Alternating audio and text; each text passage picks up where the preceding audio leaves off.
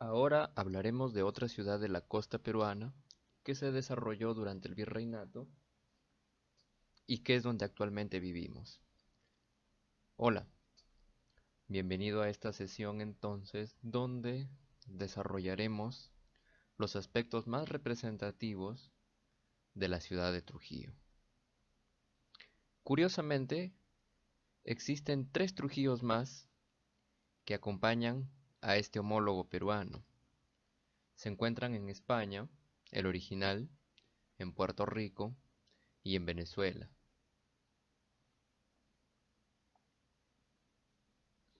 La traza de Trujillo se atribuye a Miguel de Estete. Es, como te dije en otra sesión anterior, el modelo o el canon perfecto de ideal renacentista, porque es regular, simétrico y está sometido a un orden matemático. La Plaza Mayor, anteriormente llamada Plaza de Armas, se ubica casi en el centro de la ciudad, del corazón virreinal, de lo que actualmente es el centro histórico. Si es que hubiese estado en el centro, hubiese sido perfecto, simétricamente, geométricamente perfecto.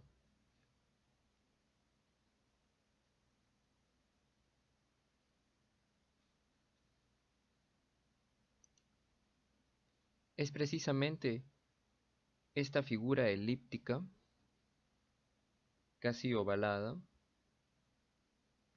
la que permitió que entre 1685 y 1687 se vea delimitada, rodeada por una muralla, construida con la finalidad de defensa.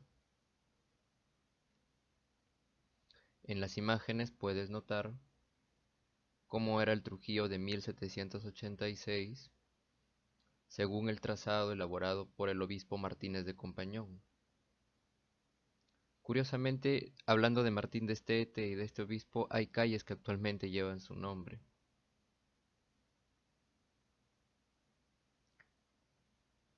Pero mira la imagen derecha. En Trujillo también hubieron, o bueno, todavía hay, lo que actualmente es el Cementerio General de Miraflores, que en aquella época estaba fuera de la ciudad, en un sector colocado en la periferia. Posteriormente, en 1942, se derrumban esas murallas. Ya estamos hablando de la República, ya no del virreinato, pero tomando la figura que se había creado del modelo virreinal, del trazado urbano, es que se desarrolla la Avenida España y la expansión progresiva del Trujillo que va creciendo va siguiendo alrededor de ese anillo vial.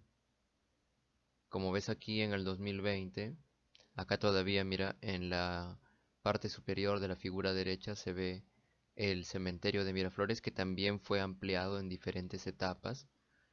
Inicialmente fue una parcela pequeña, posteriormente se fue ampliando y también puedes notar el crecimiento progresivo que se ha venido dando en todos estos años, décadas. La Avenida América trató de seguir el mismo anillo concéntrico, aunque no de manera regular como fue originalmente su trazado canónicamente renacentista.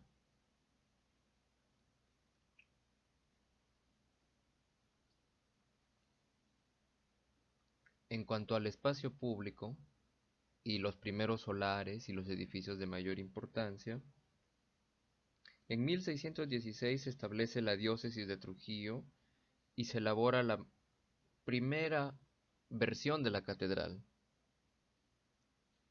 porque ésta estuvo sometida a diferentes remodelaciones de la mano de diferentes maestros constructores y arquitectos.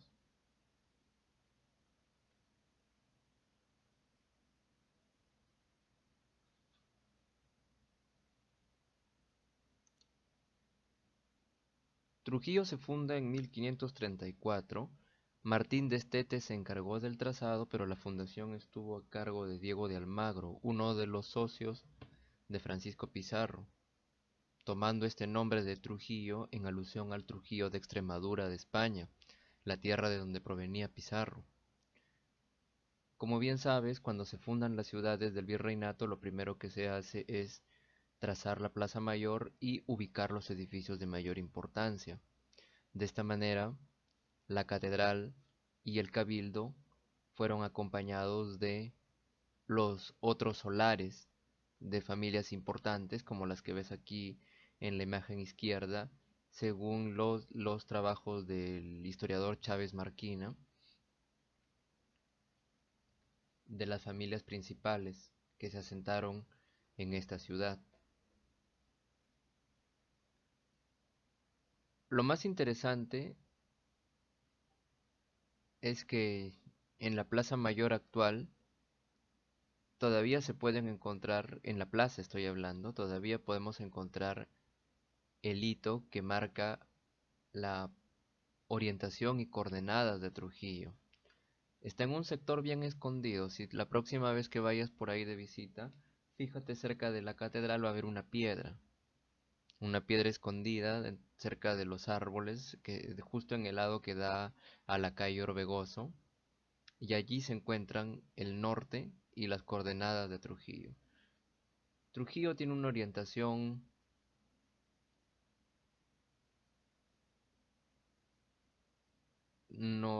suroeste hacia el mar, y su plaza mayor, el vértice que coincide con con la iglesia catedral, perdón, es hacia el norte. Volviendo al tema de los solares. Después de repartidos los solares a las familias importantes, el cabildo original, el cabildo original estuvo dentro de lo que fue el lote destinado a Francisco Pizarro, no en la actual municipalidad que conocemos ahora, que es aquí donde yo estoy señalando con el puntero del mouse. La iglesia matriz fue parte de un terreno, de un pedazo del solar de Diego de Vega, donde se desarrolló esta primera catedral. Bueno, aquí en la imagen vemos un grabado de 1839, ya es el Trujillo independiente. Un grabado nuevamente, mira otra vez la importancia del grabado para, para representar y difundir las imágenes a través del tiempo, de este señor Leland Angrand. Acá se muestran los primeros edificios que son los que vemos alrededor de la Plaza de Armas actualmente. Algunos ya se han desaparecido, otros todavía están allí, como puedes ver aquí. Otros han sufrido remodelaciones porque Trujillo estuvo afectada por varios sismos, siendo tres los principales, los que destruyeron progresivamente la Basílica Menor de Santa María, como también se le conoce a la iglesia catedral. La plaza, la Plaza Mayor, al igual que la Plaza Mayor de Lima y muchas otras plazas de las ciudades virreinales, fue un espacio importante no solo de comercio y de socialización, sino también como escenario cívico e incluso para realizar castigos públicos. Recuerda que en esos tiempos estábamos en el virreinato y muchas posibles revueltas, rebeliones o castigos como medida ejemplar para que el resto de la gente que vive allí lo pueda tomar como amenaza, como influencia de miedo, se realizaban en estos lugares. La Plaza de Armas también ha sido importante porque, además de lo antes expuesto, y también como espacio para defensa en caso de que la ciudad sea tomada o sitiada, también era importante y sigue siendo importante como escenario cívico, siendo que aquí también se elevó la bandera peruana en el momento de la independencia trujillana. También se declaró aquí la independencia trujillana. Al estar cerca de la costa y al haber tomado el ejemplo de la ciudad de Lima, Trujillo también fue amurallada. Como dije antes, las amenazas de ataques de piratas franceses e ingleses ocasionaron miedo en los pobladores de las ciudades que se encontraban cerca del mar. Trujillo fue un punto importante en el norte, así como Lima en el sur.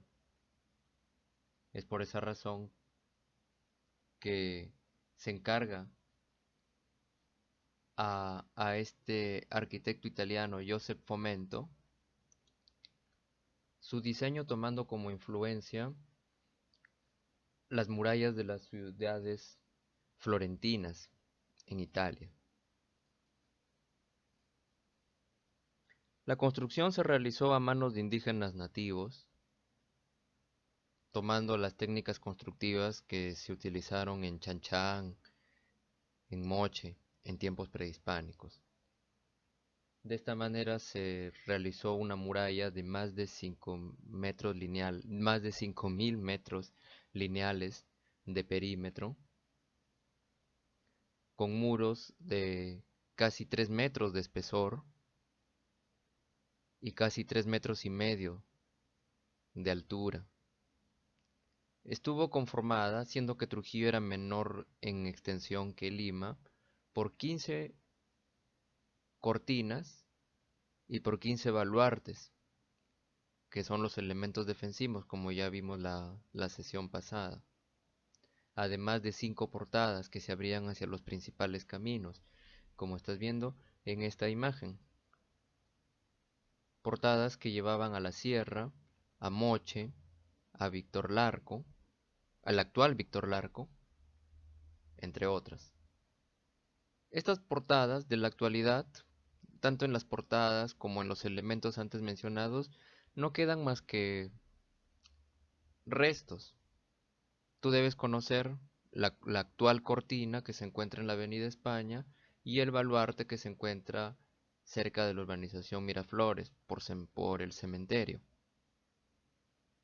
La portada, que tú también has visto en la Plazuela del Recreo, es una réplica, no es la portada original. Es una réplica diseñada y elaborada por el arquitecto Manuel Ganosa Plaza, en homenaje a las antiguas portadas del Trujillo virreinal.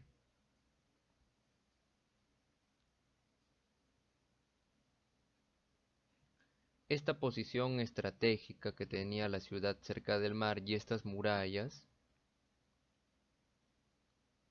em, evitaron en su momento bueno, o disminuyeron en su momento las posibles inundaciones creadas por la activación de las quebradas como la de San Ildefonso. Recuerda que cuando estábamos en Territorio y Civilización o hablábamos de esto, de la cultura chimú y que la posición de Chan estaba lejos de zonas de riesgo, estuvo pensado lejos de una zona de riesgo de inundación por aquí.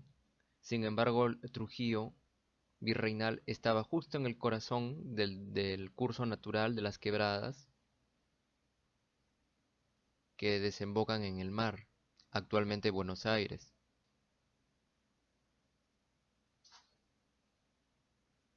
Este elemento perimetral que rodeaba la ciudad, por el espesor y por los materiales por los que estaba compuesto, y está compuesto, de alguna manera pienso actuó como defensa contra aquellas inundaciones.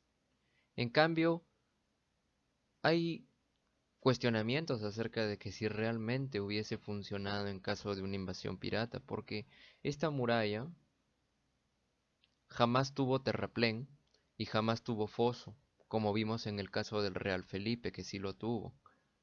De tal manera, y los muros eran de poca altura, ¿no? De tal manera que si hubiera querido, hubiera sido sitiada y saqueada, invadida la ciudad, fácilmente hubiera sido tomada.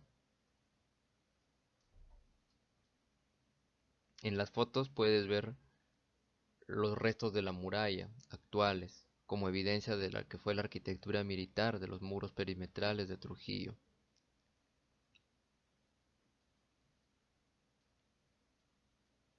Y también fotografías históricas del remate en la parte superior de lo que fue ese elemento defensivo. Trujillo y Lima son las únicas ciudades que tuvieron esa propuesta de defensa, esas murallas. Aunque siempre, te repito, queda esa polémica de si realmente hubiesen funcionado en caso de un ataque. Ahora, siendo que el edificio más importante en toda ciudad virreinal siempre es la catedral, hablaremos de ella.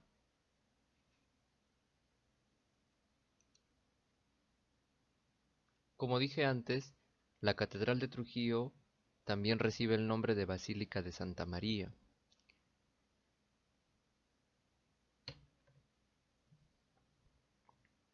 Am, Se estableció a principios del siglo XV. En 1619 fue afectada, fue destruida y reemplazada por un segundo templo, que también se fue em, reconstruido, que también se vio afectado en 1635. El primer diseño ya no quedan evidencias, solamente los registros escritos de cómo pudo haber sido. Un templo modesto, con una cubierta de par y nudillo, y es recién en 1674 que inicia la construcción de la nueva catedral hasta su consagración en 1666, con algunas modificaciones. Por ejemplo, en la cúpula de ladrillo, que también se vio afectada con el terremoto de 1970. Y es ahí cuando realmente tenemos ya el templo que llega hasta nuestros días.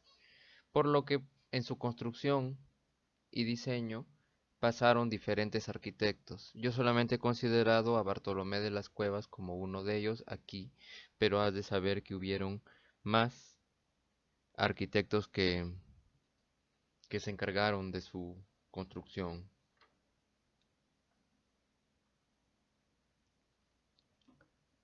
El sistema constructivo de esta edificación, al igual que la de Lima, es de ladrillo, adobe y quincha, siendo adobe el principal soporte de los muros perimetrales, y también que por sus limitaciones estructurales per- eh, ocasiona que haya una forma del templo de esta manera. Lo que tú estás viendo aquí es el atrio, que ves acá también en esta representación tridimensional. Este atrio particular que tiene la basílica menor o catedral en forma de L. Como ya te dije antes, esto se llama portada de los pies y esta es la portada lateral. Dentro tenemos la organización en tres naves, siendo la principal más ancha y las menores más estrechas, y en el centro está coronado por una cúpula en el crucero, que es la intersección de las naves con los transeptos, que en este caso pues son mínimos, no tienen esas extensiones o brazos largos que tienen las catedrales europeas, las iglesias europeas. A su vez existen otros ambientes que actualmente, por ejemplo, se encuentra el actual Museo Catedralicio Eclesiástico del Arzobispado de Trujillo.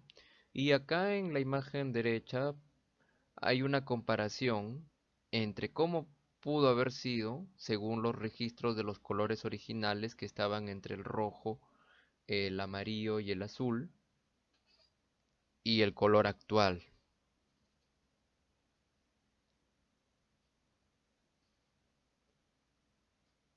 Tengo que mencionarte aquí que aunque la representación tridimensional muestra un rojo, un amarillo y un azul que parecen las paletas actuales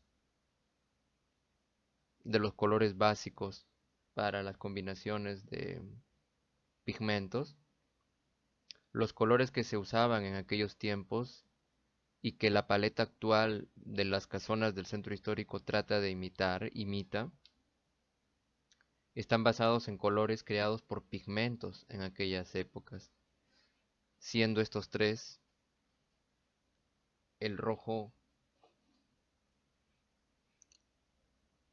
almagre, rojo almagre, el amarillo recibe el nombre de amarillo oro pimento y el azul añil, colores am, de creados con pigmentos térreos de la tierra. Entonces, esa combinación de colores es la que inicialmente tuvo este templo.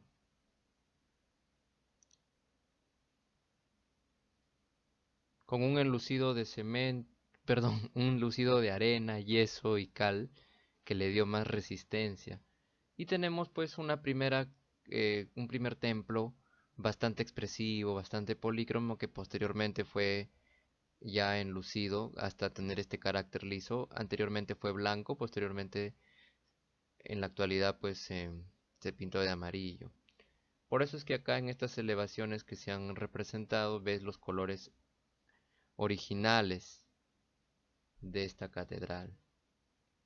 La catedral de Trujillo no llega a más de 20 metros de altura, está elevado en este atrio con escalinatas y también por las mismas limitantes, pues como te dije, del sistema constructivo de adobe no alcanza más altura que 20 metros aproximadamente, siendo pequeña de altura en comparación con las grandes catedrales europeas.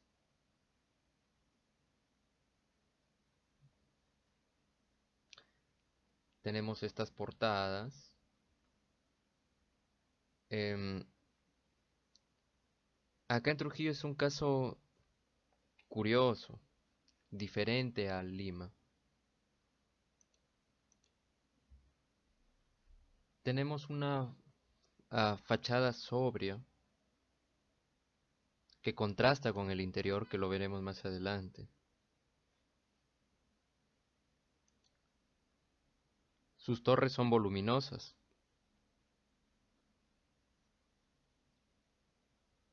Sus torres son voluminosas y hay una simplicidad en la articulación a base de verticales, elementos verticales. Sabes que la línea de este tipo insinúa verticalidad y elementos horizontales.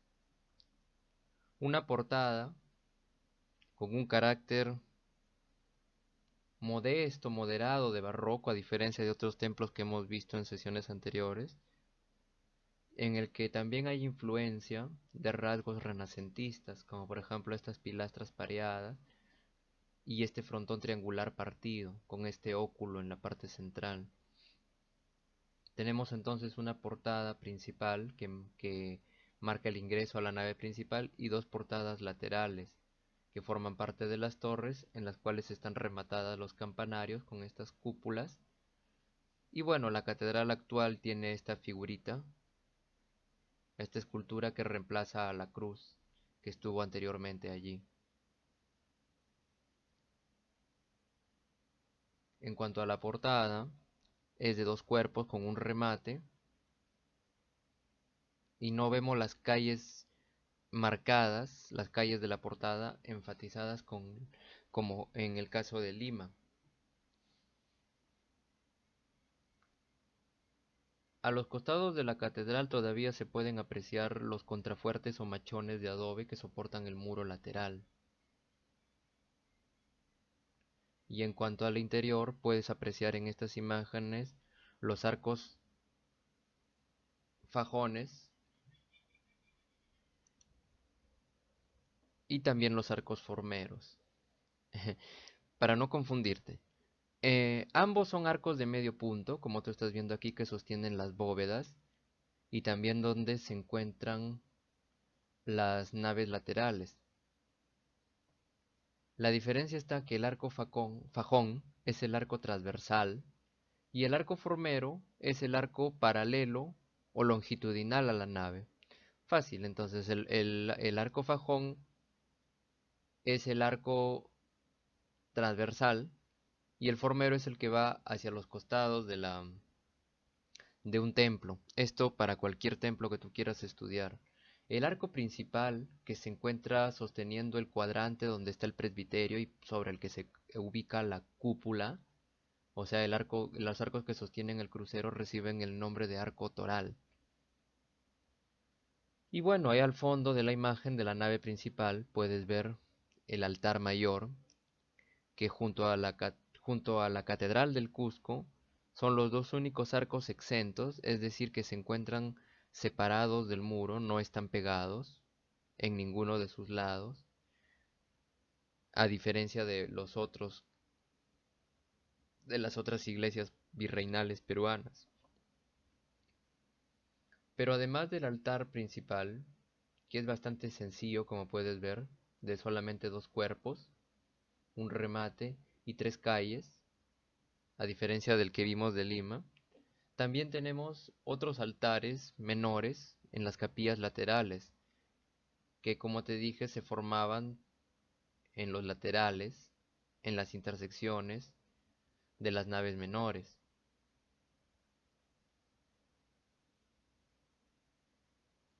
El altar de influencia barroca, claramente barroca, con la ornamentación, la sinuosidad, las curvas y los remates, contrasta con el exterior que ya vimos previamente. Ahora, sobre estos templos trujillanos, hay muchos más de los que podemos estudiar y que los tenemos cerca de nosotros, que podemos hacer visitas, por lo que no voy a ahondar más aquí, te dejo de curiosidad si quieres estudiar más. Hay otros templos, como la iglesia del antiguo Templo de la Compañía de Jesús, que actualmente es el local central de la Universidad Nacional de Trujillo, y que tú al ser estudiante de esa casa de estudios lo conoces,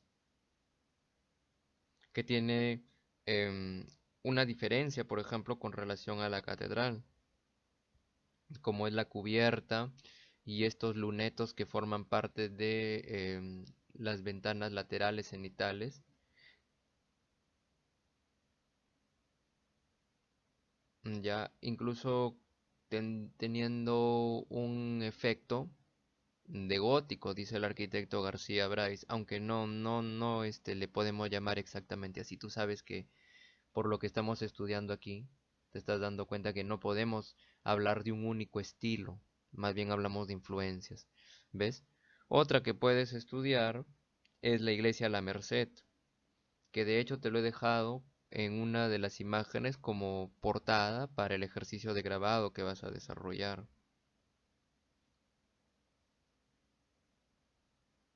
Además, en la parte exterior, los elementos artísticos que están integrados, al igual que en el interior, como las esculturas realizadas en madera, talladas en madera, y los enchapes de los revestimientos, perdón, los recubrimientos en pan de oro que acompañan a estas columnas salomónicas. En el exterior también encontramos elementos que complementan y forman parte también de la composición de esta catedral, como son estos balaustres, estas barandillas que delimitan el perímetro y estos elementos curiosos que tienen forma de almena. Le podríamos llamar elementos de influencia de almena, pero eh, tienen forma de pináculo, aunque tú sabes que no son el mismo elemento porque no se encuentran en la parte superior del campanario y no están cumpliendo un papel de contrapeso como el pináculo gótico. Tampoco le podemos llamar exactamente una almena. Tiene un cierto parecido, pero no es defensivo. Los bulos, nuevamente en las puertas principales, al igual que en la Catedral de Lima, también acompañan elementos de hierro forjado y de carpintería de madera que actualmente ha sido restaurada. Junto a la arquitectura religiosa de Trujillo, también tenemos la arquitectura residencial. Y hay muchos casos de casonas que podemos revisar que fueron construidas en el virreinato y modificadas y ampliadas en la época de la República, como la Casa de la Emancipación, que también fue reconstruida por el arquitecto Ganosa Plaza, ya que se vio afectada por uno de los sismos fuertes que afectaron esta ciudad en décadas pasadas. Am, Cerca de la Plaza de Armas se encuentra la Casona Urquiaga, la Casa del Mayorazgo de Facalá, pero quiero hablar en esta oportunidad de una, que es la Casona del Mariscal de Orbegoso, ya que la semana pasada estudiamos la casa del Marqués de Torretagle, consideré justo también estudiar la casa del único trujillano que fue presidente del Perú, el Mariscal de Orbegoso. Él recibe este inmueble por herencia de su padre, también Orbegoso, en el año 1815. Este es el emplazamiento actual de la Casona Orbegoso, en el cual se encuentra la plazuela del mismo nombre, que actualmente sirve para desarrollo de eventos cívicos, eventos culturales. La casona es una típica casona solariega, casa patio, con un zaguán de ingreso, un patio organizador principal anterior y un patio organizador posterior. Esta casona actualmente pertenece a Interbank, que se ha encargado de su remodelación y su conservación.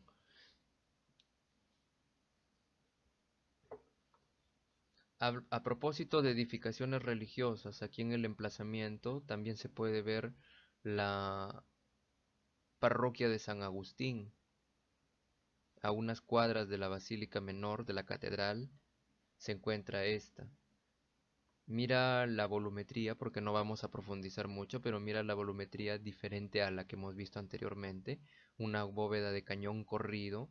Acá se pueden ver los brazos pequeños, porque también es de adobe, pero aquí sí se pueden ver los cruceros, el crucero, se puede ver el transepto y se puede ver la nave. Esta iglesia no tiene atrio, nos llama la atención porque acá en la figura se ven las dos torres pero no tienen un atrio, y tú sabes que el atrio es importante en todo templo, porque es el espacio no solamente de socialización actualmente, sino también fue históricamente y eclesiásticamente de purificación. Por eso es que la casona del Mariscal de Orbegoso, en su momento, en aquellas épocas, dona y cede un pedazo de su terreno para la creación de esta plazuela actual, que en su momento fue el atrio que le faltaba a la parroquia de San Agustín. Interesante anécdota, ¿verdad? Bueno, volviendo al tema de la casa, también tenemos un sistema constructivo de adobe. Ahí se ve el ancho de los muros, que pueden llegar a ser de 80 centímetros, bastante anchos. La casa se desarrolla en dos niveles, como puedes ver en estas imágenes, y tiene las ventanas que tú estás viendo aquí se encuentran por encima del nivel de la calle porque la casa tiene un terraplén o un desnivel al que se accede después de llegar. O sea, aquí hay unas escalinatas que elevan la casa.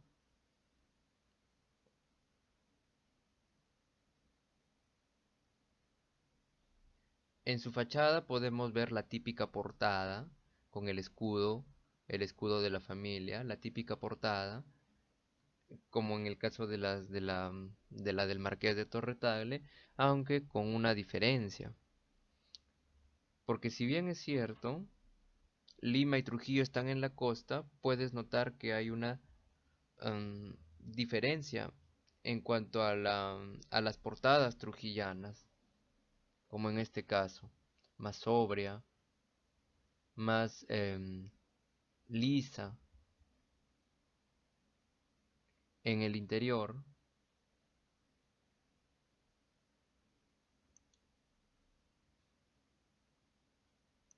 de los espacios exteriores puedes ver este desnivel, estas escalinatas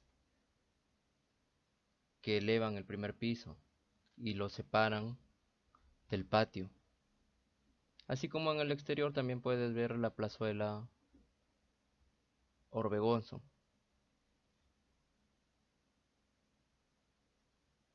A propósito de esta pileta,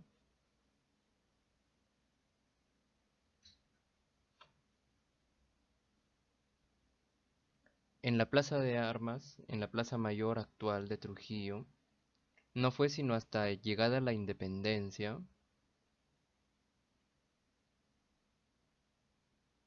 que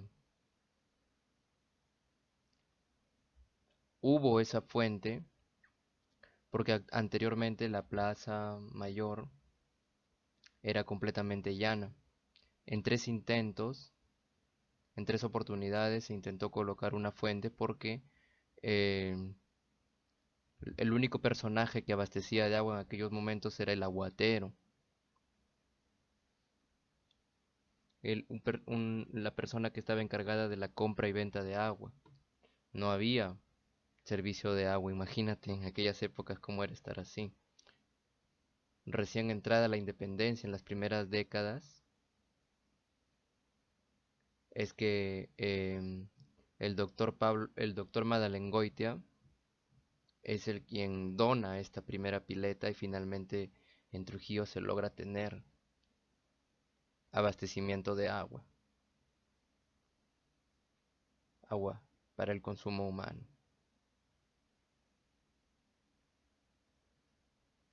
En la Casona Orbegoso también está este curioso balcón, que no es el balcón de cajón con celosías, sino es un balcón diferente. Mira, podemos ver aquí que hay columnas con capitel jónico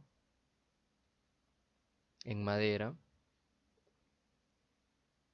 y arcos de medio punto que no mantienen la proporción, que como te dije, no se ve la misma proporción canónica que en construcciones europeas.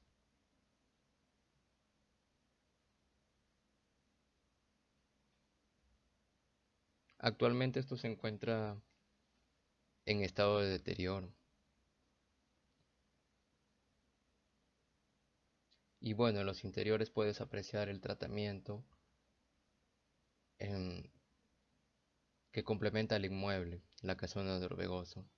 Este mobiliario con influencia de rococó y estos papeles tapiz que sobreviven todavía, afortunadamente, a la actualidad, al igual que el artesonado que vemos en los interiores de los techos y todo este tratamiento expresivo interior complementa lo que hemos visto anteriormente en este inmueble.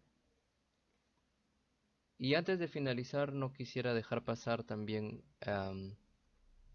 a este inmueble, que es el Seminario de San Carlos y San Marcelo, que tiene más de 300 años de antigüedad desde la actualidad y que es un ejemplo de las otras tipologías que te mencioné, que además de lo residencial y de lo religioso también formaron parte del virreinato peruano, también se desarrollaron en esa época. Este seminario para sacerdotes, que posteriormente funcionó como una escuela hasta nuestros días y que desafortunadamente pues hace unos años atrás hubo un incidente que terminó en un accidente de tres muchachitos que perdieron la vida cuando una de las paredes de adobe se desplomó. Ahí puedes ver en la parte superior derecha una imagen en blanco y negro del antiguo seminario. Bueno, ni tan antiguo en esa fotografía ya porque aparecen vehículos. Debe ser del año 70, 80. Y el actual seminario que ha sido ya remodelado y también restaurado.